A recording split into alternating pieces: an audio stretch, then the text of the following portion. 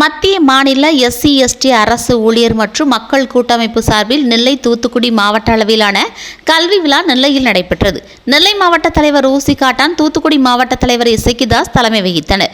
நெல்லை மாவட்ட செயலாளர் முத்துக்குமார், தூத்துக்குடி மாவட்ட செயலாளர் செல்லப்பாண்டி ஆகியோர் முன்னிலை வகித்தனர். மாநில துணை செயலாளர் தேவேந்திரன் வரவேற்றார். அரசு பொதுத் தேர்வுகளில் சாதனை படைத்த மாணவ மாணவிகளுக்கு மாநில தலைவர் கற்பையா தங்கப்பதக்கம், கேடயங்களை வழங்கினார். தாசில்தார் செல்வகுமார், நிர்வாகிகள் மங்கள்ராஜ், லட்சுமிகாந்த், செல்லத்துறை, மாவட்ட துணை செயலாளர் நெல்லை மாநகராட்சி முருகன் உட்பட பலரும் பேசினர். தலைமை ஆசிரியர் கிறிஸ்டோபர் நன்றி கூறினார்.